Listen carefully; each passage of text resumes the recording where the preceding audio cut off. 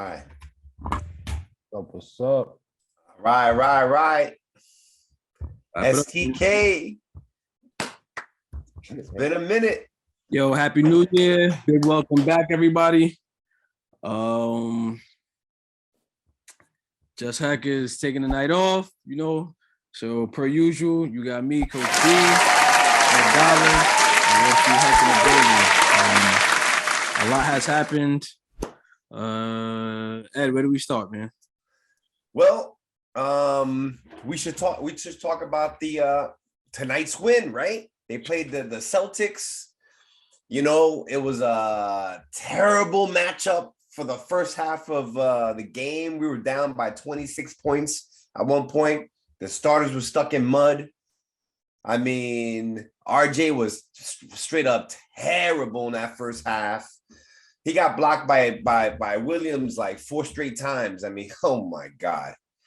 Julius was just being slow. The only one that kept us in the game really was Fournier. He's just making his shots. He must hate the Celtics, right? I mean, his best games are against the Celtics. And if it wasn't for Fournier in that first half, we'd be trash. We'd be down by 40 points. But he paced the game. He was making his threes. He was playing well. Alex Burks was playing well.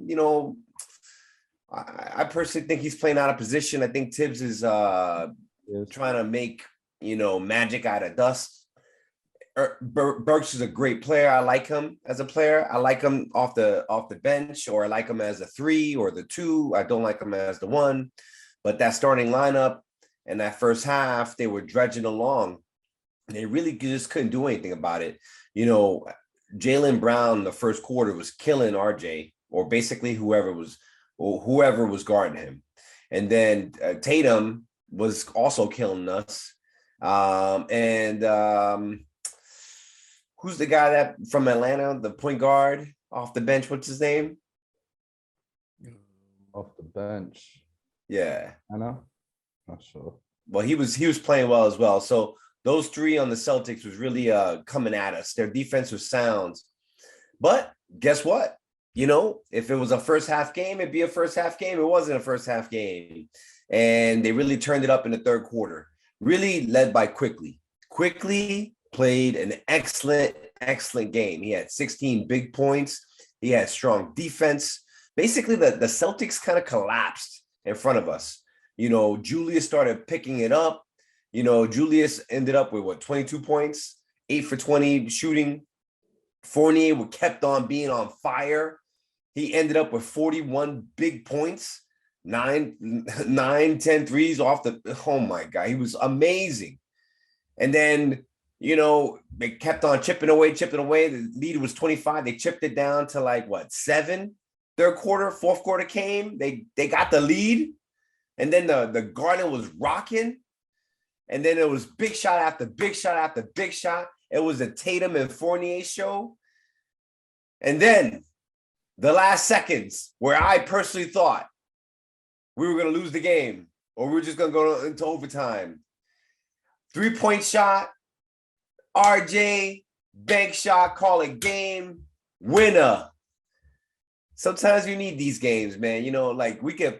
We could complain about all this, and we could talk about how the Knicks don't have a point guard, and we could talk about Tibbs being a terrible coach, and we could talk about there's no go-to scorers. But sometimes you just got to appreciate what you have. That's why we're surviving the Knicks. And the Knicks were down by 25 points, and we stormed back in the third quarter. We took the lead in the fourth, and we were going toe-to-toe, and we won the game off a bank shot. Great game. I'll be honest. I sat this game out, man. I couldn't bear to deal with the inconsistency. Overall, it hasn't been fun lately. So, I'm happy RJ hit the basket. I'm happy he had 30 the night before, but yeah, I couldn't do it today. That's funny, man. I feel like the high expectations that we had, especially after the first few games of the season, is making this season one of the hardest seasons to watch, even over some of our older bad seasons. It's like this And it's because of the expectations. We thought that Evan Fournier and Kemba Walker was going to come in and give us firepower, and they wasn't able to do that. And I was depressed throughout the comeback because I'm like, man, I'm just sitting here basing my whole offense, and my whole offense is like, can Evan Fournier stay hot? You know, if that's what your offensive firepower is. But no, man, everybody, I thought, it's tough to play from behind. I want to take a second to talk about Julius Randle and RJ Barrett. Like I'm still looking at this season as the one step back in the two steps forward, one step back process. We definitely took two steps forward last year, and now you see that we're taking one step back. But coming into the season, it was looking like you were gonna look at RJ Barrett and say, okay, you're gonna be able to focus on your catch and shooting and your driving and dishing, but we really want to see you develop as a defensive player. And then if you look at Julius Randle, you say, all right, you're not gonna have so much of the weight on your shoulder this year. You're gonna have a little bit of help. And then those two things don't happen.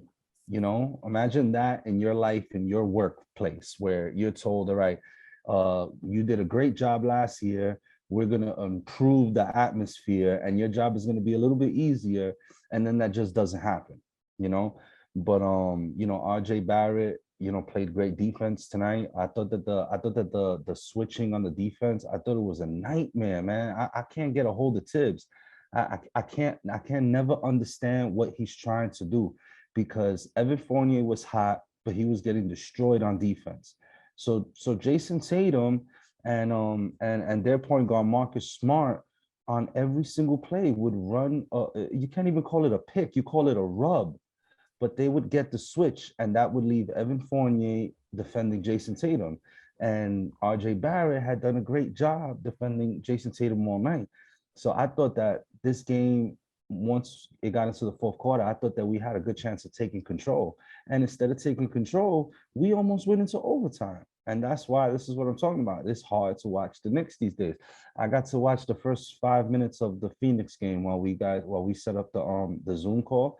And man, it's depressing because you watch your team and you realize that you're watching bad basketball. And then you flick the channel to the next game and it seems like everybody else is playing decent basketball where they have a system that they go into and a system that it looks fluid. So yeah, but all in all, like Ed said, it's nice to have a win, but we missed, what was it, 3 or 4 free throws late in the game, and those were our two guys, Julius Randle and RJ Barrett. If they hit a couple of free throws, then we don't rely on a fading RJ Barrett 3-point shot off the glass, to win. So this is what won the game for us tonight. Evan Fournier absolutely 2 feet from the 3-point line, going nuts, and I thought that Evan Fournier had a good day, but it wasn't based on volume. He started to hit shots, but he missed a lot of shots. He almost, took us out the game, and then he was able to bring us back into the game. But Evan Fournier and then a fadeaway 3-pointer RJ Barrett. That's not going to be the stuff that gets us back to where we even was last year. This is definitely, like I said, a one step back. Part of the system where we went 2 steps forward, 1 step back, and we still gonna need a point guard. But still, again, just last thing, still shout out to Julius Randle and RJ Barrett, man, who have been able to take a horrible atmosphere and still be able to, I think they're still growing. If you really we below 500, so I don't know what they're doing just yet, but man, it's not. We definitely below 500, but I can't put the blame on RJ and I can't put the blame on Julius. That's where the blame is, man. Blame goes on both those guys. I mean, unfortunately, the blame goes to the front office for bringing Kemba and Evan. Wait. We're gonna jump into that right now. First, quick last stat. Julius Randle plus 14 today in the plus minus. And no, hold on, let me get that right. So Julius Randle, yeah, plus 14, and Fournier plus 18 and plus minus, which is rare for both to be well in such a close game. So shout out to them. And to the state of the Knicks, man, at Dollars, what do you think, like where we're at overall from at this point in the season? Before we go into the state of the Knicks, all right, this game could be a turning point of the season. I mean, again, if you look at the dynamics of a game in the season, I mean, you guys got ups and downs, and we're fighting a competitor, one of our rivals, the Celtics, the Boston Celtics, who we actually play on Saturday. And we went toe to toe with these guys, and we looked like the lesser team. There's, when I was watching the game, I know exactly what you were saying, Hector. Wall Street. I'm like watching this, and I'm like, God damn, we looked terrible. We don't have our young guys look slow. We don't have anyone like Brown or Tatum on our team. Julius is like pudging and trotting along, and it just looks terrible basketball. And all of a sudden, magic happened, and the Garden was alive. The Garden was rocking, guys. 3 after 3, and it was crowds and yelling and stuff like that.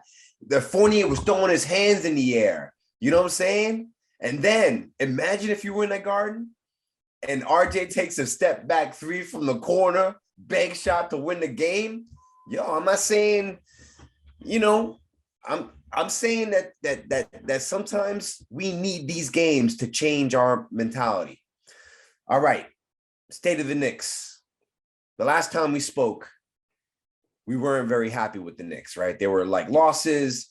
Thibodeau was talking about now Kemba's out of the lineup, and then he was out of the lineup, and then COVID hit, and there was a bunch of players all across the league going on the reserve list. I'm personally in safety protocols right now, and we had to call a bunch of people up, and we started losing games. Then Julius Randle, I don't know how you guys feel. Julius Randle went into protocol, and I was actually excited about that because we got Obi about to start, and guess what happened? Obi started playing like Toby, and Toby can't play well. Yes, and all of a sudden, we needed Randle back, but what we got was. We got a glimpse of what RJ could truly be if he was the man on the team. And RJ did well. I mean, he hit 32 points. He played well against the Pacers. He was above 25 points in all games he played. Great. Julius Randle came back last game. Him and RJ were really connecting. And then you go back to this game where they weren't really connecting. So what is the state of the Knicks? Looking at the portrait of the Knicks, I'm very concerned. Number one, like what we always talk about, the coach. This is clear to me that this is a rebuilding program. Last year was an anomaly. We had a player that was going into free agency. He had actually a career year, and we paid him. And now that player is not playing the same way. Yes, Julius is our best player, but his percentage is not the same. He's back down to a 32% three-point shooter. Last year, he was a 41% three-point shooter. That statistical anomaly, that shit never happens. That's like getting hit with lightning. Like you drop 8 points. In reality, last year was the anomaly in his career. He's always been a 32% three-point shooter, but he's our best player. And then you have RJ. The number 3 pick in the draft. The reason why we're so excited as young Knicks fans was, we thought we got a thoroughbred. And the more I see RJ, and today was if you looked at the game, today was a perfect picture of what he is. He's a little slow. He's not that athletic. He could play. He's a little crafty. He got blocked 5 times today going to the rim. He got blocked 5 times going to the rim by Robert Williams. And every time, Van Gundy, the announcer, was like, I think RJ needs to do some other thing because he's getting blocked every time he goes to the rim. Like RJ can't lift. And he's our go-to guy and our expected superstar. And ultimately, he's not our superstar. True. He's going to be a good number 3 guy on our team once we start getting players. So we got to really adjust our expectations for RJ. He hit the bank shot off. He won the game today. And that's the other part of it, right? You see RJ for like 30 minutes and you're like, oh, this guy, I mean, he's good. Is he good? Maybe Randall's holding him back. And then he does something spectacular, like win the game or hit a fadeaway or go to the rack. So it's like, it's just not consistent. And then you got OB and Quickly and Grimes and some of the other players, and we don't see enough of them because Tibbs doesn't play enough of them. So the current state is, it's just messy. So, you can't be truly happy. I don't know how to feel as a Knicks fan. Perfect. I share a lot of those same sentiments. Definitely a whole bunch of like floating parts and pieces that don't fit perfectly together. Very, I think, redundant, with certain positions as far as like the ability of what Grimes and Fournier and Burks does as far as being wings that score the ball. I think Grimes obviously he plays with a little bit more energy because he's younger, he's trying to make his way, earn his keep. But no one really like stands out. They could all score a little bit, they all have big moments, but no one stands out as a consistent piece. Quickly, Kemba, Derrick Rose, pretty much all the same kind of guard, score first. At least with Elfrid Payton, we had a more of a better defensive presence. Does he deserve as much minutes as he got?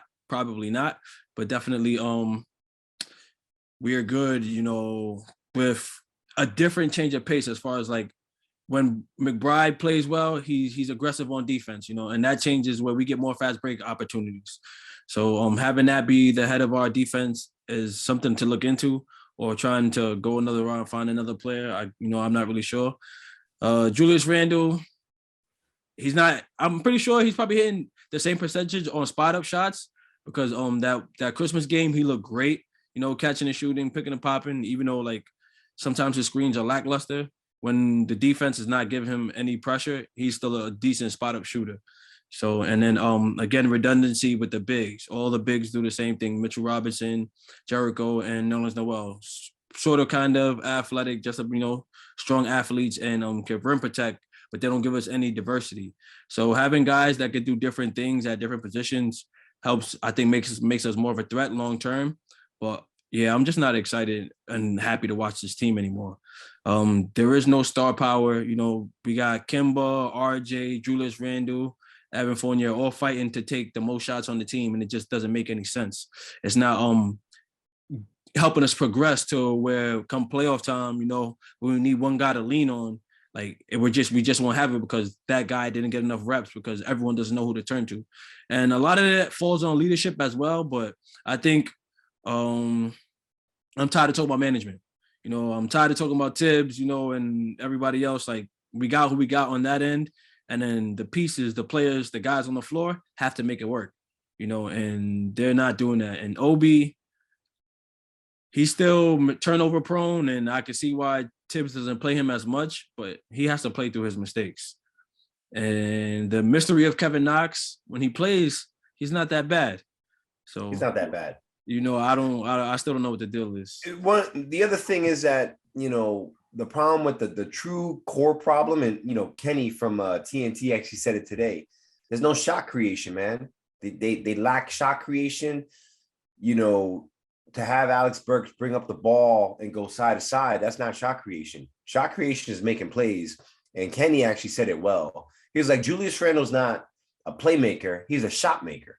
And they got a lot of shot makers on the Knicks, but you need playmakers to really make a team. And right now we don't have not one shot, playmaker. Kemba's not playing. And Kemba can be a playmaker when he plays, when he has the confidence of his coach. And, just to shut Tibbs up, when Kemba finally, after all these COVID protocols, Tibbs had to put Kemba back in the lineup, and he scored 36 points.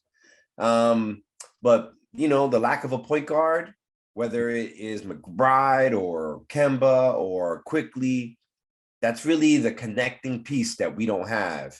And without that connecting piece, it's kind of like it's a mess. Wall Street, what you thinking, man? That's why I think, this is, 2 steps forward, 1 step back, because we're back in the same place. We have a big hole at the 1, we got a big hole at the 3. So that's why, if anything, I got to look at, and you say you don't want to talk about them anymore, but, they're the ones that's making it happen. You got to look at management now, and you got to say, all right, that was a nice little experiment that you have with Kemba. That was a nice little experiment that you have with. It's not even over yet. I know season's not even over yet, but at this point, now it's time to try to continue to develop, try to continue to grow. At this point, you need Evan Fournier to be phenomenal for the rest of the season for you to think about, keeping him on and keeping this unit the way this unit is today. This can't be the unit that we get, coming. We're in the play-in. We're currently in the play-in. We're playing right now. We're number 9. I mean, you gotta. I think that you gotta start looking into next season already. We don't have a point guard. The trade deadline hasn't even passed. Come on, coach. You looked at that game today, and you knew. It's like I think Ed touched up on it. They won the game though. You looked at that game today, and you realize, right away that this is a rebuilding team. This is not a playoff team. This is a building team. And like I said, Kemba and Evan, those were experiments that went horribly wrong. And next year, the Knicks cannot look like this early on next season. Not with RJ Barrett and Julius Randle, with the upside that they have. I think that Mitch has a lot of upside. I think that he's going to continue to grow. Obi is bench. Grow. So, these guys need, and again, I know I said it earlier, but after the Knicks game, I started watching a little bit of the Clipper and Phoenix game, and I know because I play ball. It's nice to have a general on the court. When you got a general on the court, somebody that control the ball, you can focus on doing less. You know what you do when you got a general on the court? You just run hard. Just run hard. Forget about the game. Forget about, all the noise, and just put your head down and cut, pick, pop, and hit shots. Tibbs doesn't want that kind of point guard, man. We know that. We know Tibbs don't want that kind of point guard. He's too. Chris Paul's too small to play for Tibbs. Come on. Well, I thought that's what he brought Kemba in for. I thought that, if he didn't bring Kemba. And Kemba has one of the best seasons of his career, even if it's just one of the best seasons in his career. Then he was a hell of a distributor. And like Ed said, he was a hell of a playmaker, not just a shot maker, but a playmaker, somebody that can make the game easier. That's basically what you thought Julius Randle and RJ Barrett were going to get this year. You thought that they were going to have the game spoon-fed to them, like, where it can just be a little bit easier for them. It's like, I know I said it before. It's like when you have a few years in the league and you score 14 points per game. And now all of a sudden you end up on a LeBron-led team. Now you're scoring 18 points per game. And those points are coming a little bit easier. You start playing with Chris Paul, your percentages go up a little bit. Your points per game go up a little bit. And it's a little bit easier because he's feeding you. So that's what I thought that RJ was going to get this year. I thought that Julius was going to get that this year, where the game is being fed to them. But after a couple of games, they got to look around and say, damn, it's not going to be like that. I still got to work. I still got to put my head down and get it done, because, we're not going to rely on Evan Fournier, dropping 30 points per game. It's just not going to happen. We need consistency throughout the entire squad. And that's what we saw in the first 10 games of the season. If you look back at the first 10 games of the season, they were only Evan Fournier had like 1 or 2 breakout games. Besides that, we were winning and guys were scoring 10 points, 14 points, 15 points. Nobody blew the stat sheet away, but the team was playing together. And now you don't got that. Now you need, RJ to give me 32 and a fadeaway bank shot. You need Evan Fournier to have a career night for us to beat the Celtics. And Ed, as far as this being a game that kind of sparks and ignites the Knicks, yeah, I can understand that if this was Milwaukee or Philly, but this is a struggling Boston Celtics team that's coming off a back-to-back. You're right. That we They're not doing so well. We had a lot of trouble putting them away, so. Yeah, they definitely need a trade. They need something to happen. But the question is whether they're going to be buyers or sellers. In my opinion, I think they should be sellers. You know what I'm saying? I think we should sell because the pieces don't match, right? We got too many pieces. They should sell the coach and they should sell a couple of the players. One of the bigger pieces that we could probably get some, Derrick Rose. I feel bad for Derrick Rose, right? He's not going anywhere with the You Knicks. want to be here, man. He wanted to be here because he got paid and he likes his coach, but I think we should, I think Derrick Rose would be more beneficial somewhere else, so at a contender. Yeah. Alex Burks. Alex Burks is another guy, put him on the right team. He's nasty. He's really good. And right now, the way our offensive rhythm is set up and the coaching, the strategies is not accentuating his strengths. I mean, he's a good player. That's why he's our pseudo point guard. But, is he right for the Knicks right now? No. Like, we had Taj Gibson played 21 minutes and Jericho Sims got no burn. You know what I'm saying? Like, shouldn't we be developing Jericho Sims and not Taj Gibson that's been in the league almost 20 years? You know what I'm saying? Things like that just don't make sense to me. Randall still played 38 minutes while Obi only played 10. Things like that makes no sense to me. Obi was a 7th pick last year and his PER is again close to 20. We got to see these guys play, man. We got to see these guys play. We got to open our eyes and be like, are we really doing anything? Where are we going? We're stuck in the mud. And I don't know where we're going to go. Just to piggyback off that, we're the role player farm system. We take the role players, we build them up so they could go win championships somewhere else. That's always been the Knicks staple, man. It's ugly. AKA Portis. My man Portis. Trevor Ariza. Yo, J.R. Smith. Matt Barnes. Come on. This is terrible. It sucks. It sucks to see that that it makes sense to give up a little bit, like just kind of throw in the towel in some senses. But somebody has to give me something, man. I'm looking for someone, maybe, a higher power to say, yo, you're the leader on this team and they're going to play through you the rest of the way. Because Julius Randle coming into it, he had all the momentum, and now it's just flat. Now it's take your turn. Whoever wants it could take the throne for today. And it's okay, in a pickup game to say, yo, we're all going to take turns and anybody can win us this game. But in this league, you got to have that leader and that dominating force. That way, when the big games, and those tough matchups that matter the most, everyone knows who to lean to. And we just don't have that. And it really boggles my mind. It bothers me that across the board, the players and management don't know where we're headed as far as like who we want to lean on, at least for this season. And it's only going to get uglier going forward. And it's kind of scary to see the young guys develop and still not have someone to go to, like, yo, you're the go-to guy.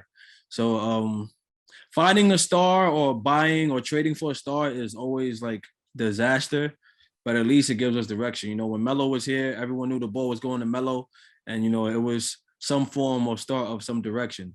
So why would a star come to the Knicks? And like, let's say we trade everybody and then we got Dame Lillard and then we just kept Randall. Like, where are we going?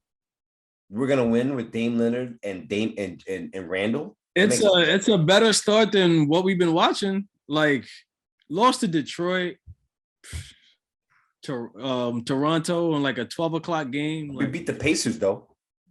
The Pacers aren't good. The Pacers are not good.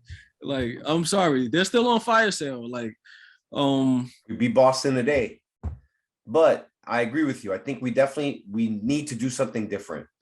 And maybe we should just look at the draft again and let the young guy, let the kids play. I think we should let the kids play. Deadline. That's gonna be my story for tonight. It's not even a trade deadline, but it's scary. Wall Street outlook for what we got left. I just hope to see more growth. I'm not looking to tank the season. I would love to see this team try to battle their way into a playoff game, and that's gonna help the young guys continue to develop. You come out of playoff. A lot of time you see it every year. You see young guys get a little playoff run, and they come back the next season, just so much better. I think playoff experience is very, very valuable in the young players. in a young player's career. So, just get RJ back in, get quickly in there, get OB in there, let them, feel that playoff vibe again. And I'm not looking at tanking the season, but understand that this team is in the same position we was before. We still don't have a point guard. True. So, Slowly falling off the RJ wagon. I'm not gonna lie. He got to be on that wagon, man. I like RJ a lot, but he got a lot of work to do. His game is. I'm not impressed. Weird. He's got a weird game. Yeah, he got inside early against the Pacers. Got some quick baskets. Like a quick post up. And attack the basket. But I don't know. Around the NBA news, anything super impressive to you all? Kyrie Irving came back. Kyrie Irving played yesterday. He looked damn good. Came in good yesterday. 24 points. Won the game for them. He looked real good. Yeah, came as soon as he got assigned safety protocols, and then he got back on the floor. So shout out to that. I think for me, DeMar DeRozan.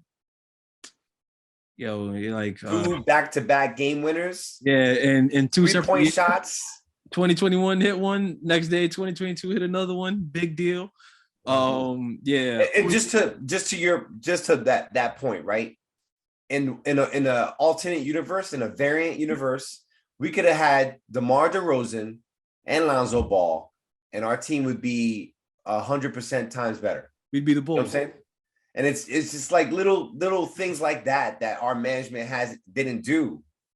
Yeah. That that's why they were the 4th seed last year. We should have kept on.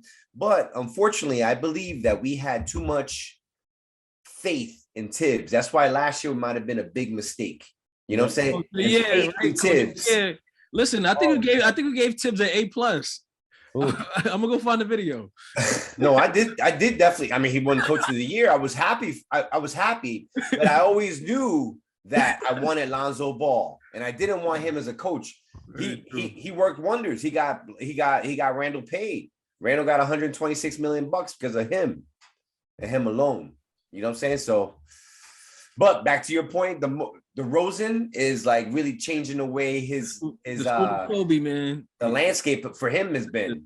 I'm reading a book, right? I'm reading a book called the mid game theory. It's about statistics and how like basketball analytics works. And there's a chapter that compares Jimmy Butler to DeMar DeRozan. And basically in that chapter, their offensive production is about the same. But some people think that Jimmy Butler is a top 15 player, and others believe that DeMar is like a 200, 300 player. And the reason is their defense. And Jimmy and DeMar are just like worlds apart defensively. And then it just compares the two. But this year is different. And DeMar is really his offensive grade this year has been off the fucking charts. Crazy. I'm really happy for him. Wall Street and around the league. What you got? Oh man, Memphis Grizzlies. They got the league's most improved player. I forget his first name. I think his last name is Desmond Bane. Yeah, Memphis Grizzlies, man, that's tough. Ja Morant, bro. Ja Morant got the cheat code.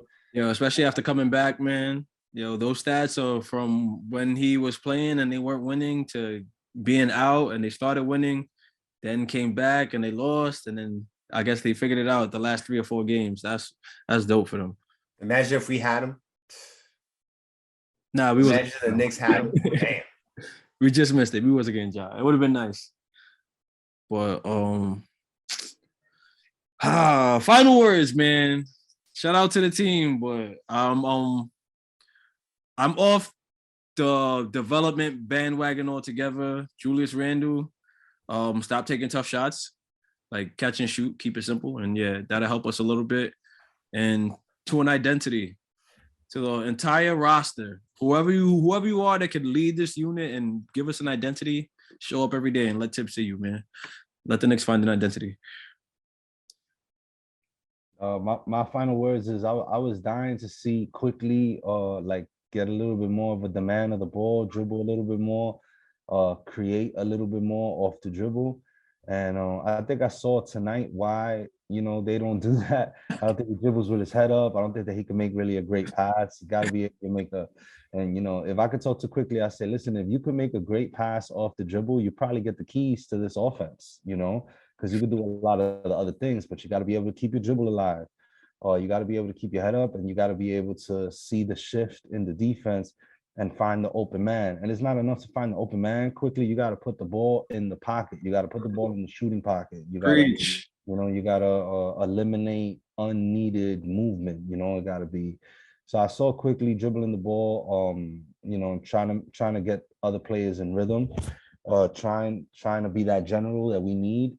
And you know, and I don't know, I still like him being the like we said, the shot creator or the playmaker, you know, not just the shot maker.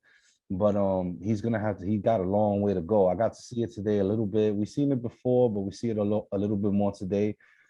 He got a long way to go, you know, to have that ability to, you know, you got to be able to dribble in and out of space. You got to be able to get into a crowd and get out of the crowd and keep your head up and throw bullet passes to the open player and keep the offense going. That's what the Knicks need right now. So yeah, I got to see a little bit. I wanted to see quickly, you know, take a command of the offense. We got to see it a little bit today. It didn't look very good, but let's see what happens next. Yo, when I was in the 8th grade, I was walking down. When I was in the 8th grade, I was walking down the street. And I was right before then. I was always a bit of a punk kid. I didn't want to really deal with nonsense. You know, when I saw a bunch of kids, I would step away from them. You know, I was tall and lanky, but I was very timid and afraid, right? And one time I was walking down the street and I got jumped by a bunch of people and they beat me up. They stole my coat. But you know what I said to myself? I was like, man, you know what? I got beat up. I took their lumps and it didn't really hurt. I should have fought back. And for whatever reason, that one event changed my entire life. It gave me confidence, not only like physically, but mentally, spiritually. And I became a different person altogether. You never know, man. The shot that RJ took today could have changed his life. And he can see maybe today was the turnaround. Today was a great game where RJ, you know, won the game, where a guy that was not making that wasn't doing well and is getting paid, you know, $22 million, and Evan Fournier was horrible, scored 41 points.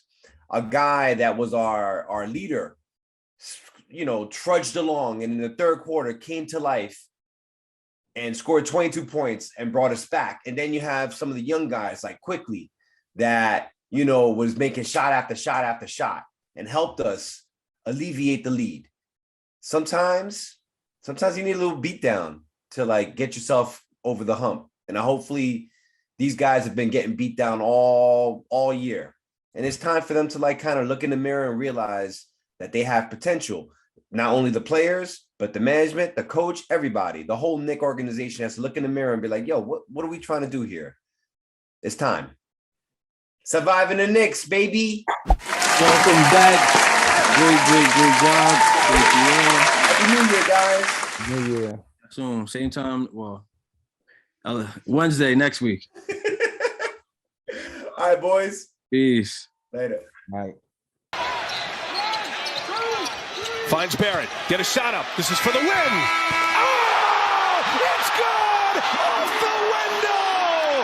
RJ Barrett!